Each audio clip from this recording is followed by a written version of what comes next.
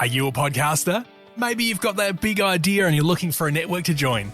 The multi-award-winning Ozcast network can get your content to eyes and ears all over the world. Join now for the first month free, and you could be featuring this sound at the beginning of your podcast. Ozcast. Simply head to ozcastnetwork.com for details.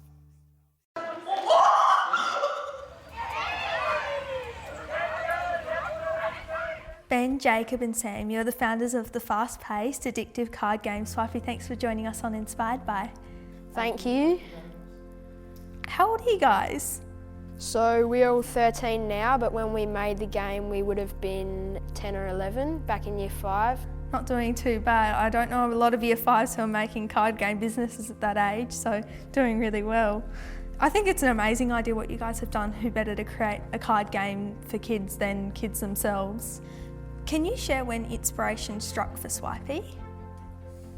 Probably just after finishing all of our work in the class, our teacher gave us some cards, and then after playing all the games we knew, we just started making our own one. So that's really where it started all.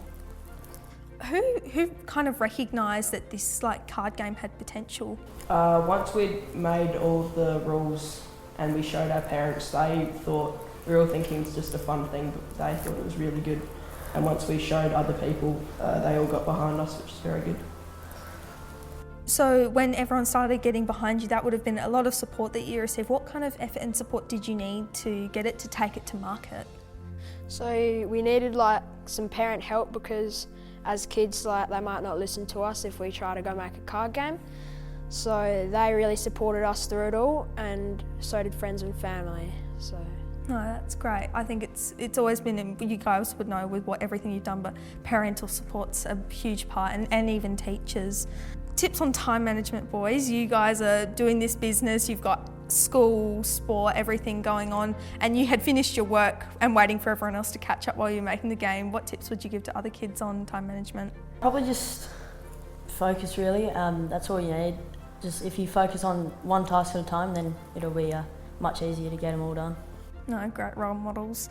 Have you got fond memories of playing card games with family and friends? Yes, all throughout early childhood we used to do that a lot, and also together at school sometimes, so it felt really good once we could do something original that we'd made. No, that's awesome. Did you swipe all the goodness from other card games, pardon the pun? Yes, thank you. What card game was it that you used when you were doing it in the back of the classroom? Was it Uno or...? It was actually just some bush tucker trading snap cards that we found at the back of the classroom, and we just decided to use them because I think those were the only cards that were there to use. Oh no, that's cool. What's kind of kept you going during the ups and downs? Because obviously starting a business isn't easy, and then you've got to make sales and promote it, and there's social media, there's so many different factors that go into it. Probably just how far it's come, really.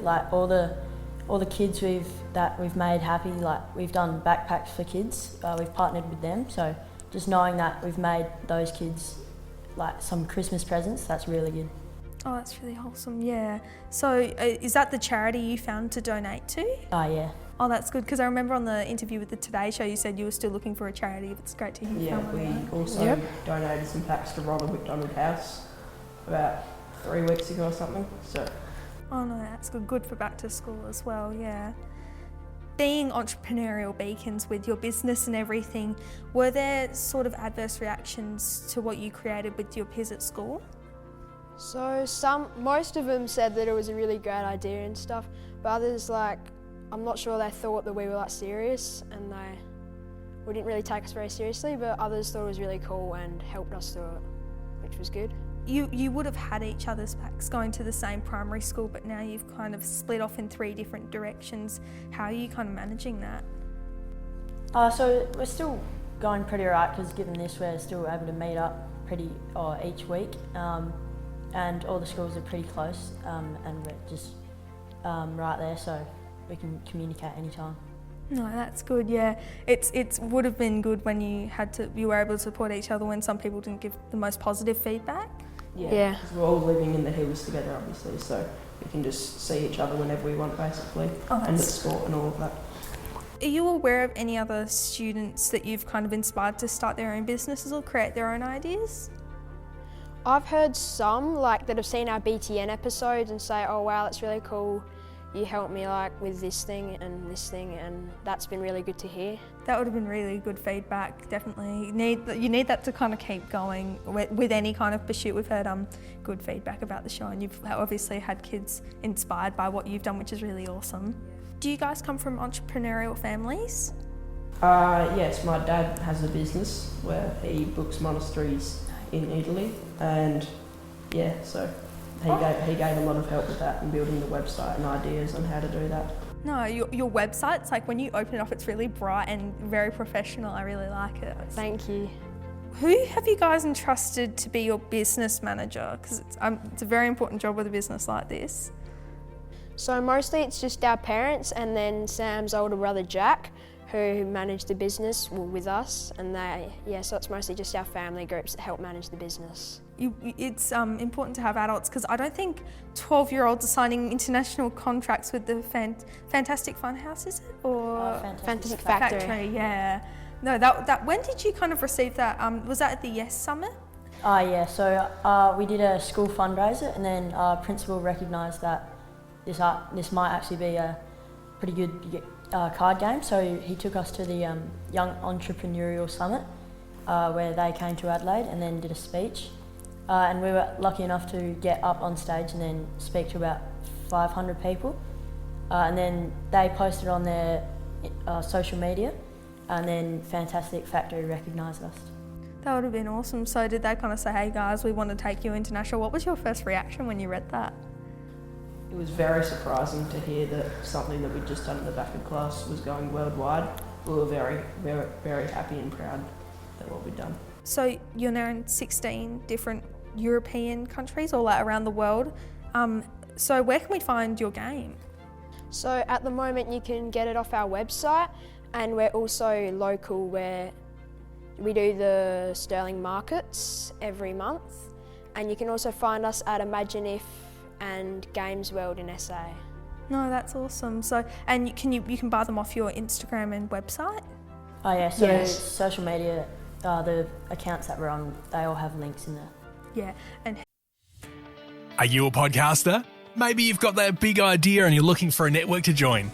The multi-award-winning Ozcast network can get your content to eyes and ears all over the world. Join now for the first month free, and you could be featuring this sound at the beginning of your podcast. Ozcast. Simply head to ozcastnetwork.com for details. head to Swipee on Instagram. I'm pretty sure that's the handle. Very hard to miss, especially with the bright icon and everything. You do a really good job with your marketing. Do you think it's important to give back to the community? Yes. Given for example, our primary school community really got behind us when making it. So we launched it as a fundraiser with them then we raised over $1,000 to get new pole protectors or something for the tennis courts. Oh, that's awesome. And so, it felt good to give back to them for what they'd done to us for all of our primary school years. Yeah, that was probably a good investment for schools. Everyone knows kind of what goes wrong with them when they don't have the covers on them. Yeah. You're now creating different editions. Was that something that was planned originally when you came up with it, or is it kind of evolving as it goes? Yeah, so when we were thinking of designing the cards, we made up in our head lots of different versions that could come out. We thought emojis would be good to launch because it's very eye-catching and all ages can relate to it. And yeah, we always had those other ideas back in the back of our minds for later on. And are you doing any partnerships or collabs coming up soon, or? We've always wanted to do. We all play footy, and we've always wanted to do an AFL collaboration or collaborations with other sporting or anything, but that's in the future. So. No, I can definitely see that happening. That would be a really cool one with their teams. I think a lot of people will get involved. Maybe a few family arguments on what's the better team might come up, but no, that's all good. We're going to do some rapid fire questions now. So question number 1, Paw or Crows? Crows. I think we're all Crows supporters. What advice would you give to kids who want to get their business idea off the ground? Talk to your parents about it, talk to family about it, talk to friends about it. Just try to get as much support behind you as you can, and then try to take it from there. Yeah, just start off. If it doesn't work out, that's all right, but if it does, that's great. Have an original idea and get as much support as you can to get it going. Okay, what's scarier, snakes or spiders? Spiders. Snakes. Snakes. Okay, mixed opinions there. Any reasons why?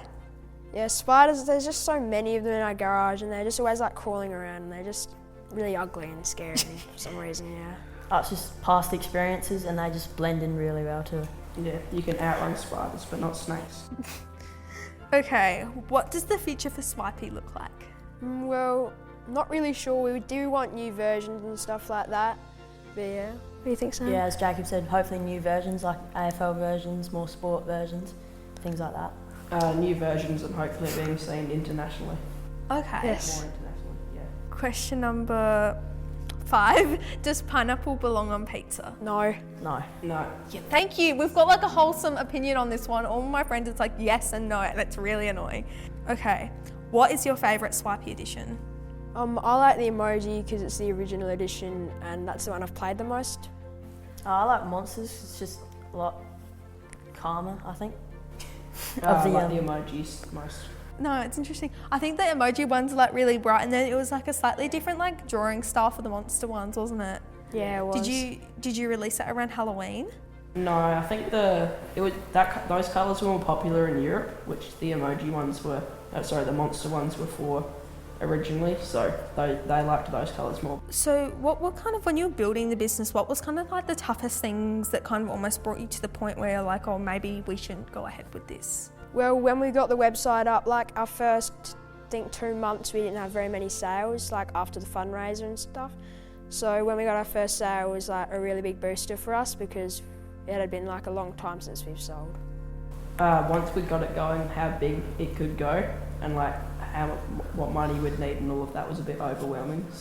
So do you order them from overseas, the packs and stuff? Yes, we had contacts in China who printed them for us and brought them over to Melbourne.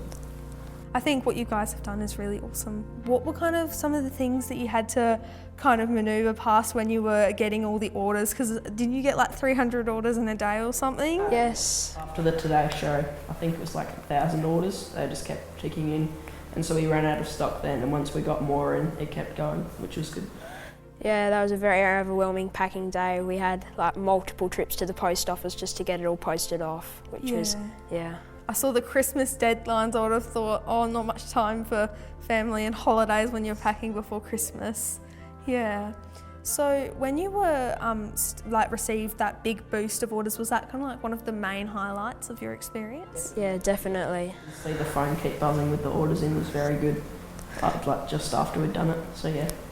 Thanks so much, guys, for coming on Inspired by your experiences that you shared with us today. I'm sure have helped a lot of young people and just people in general watching who want to get a business off the ground. Thanks so much for chatting with us. Yeah, thank you for having us. Thank you. Do you guys want to play a round of Swipee? Yes.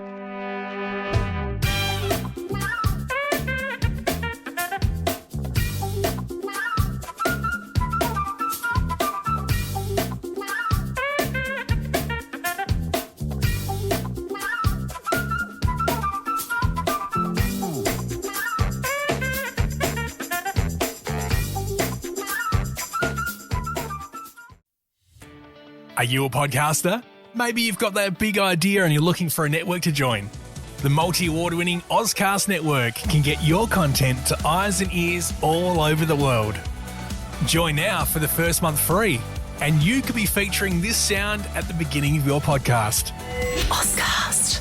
Simply head to ozcastnetwork.com for details.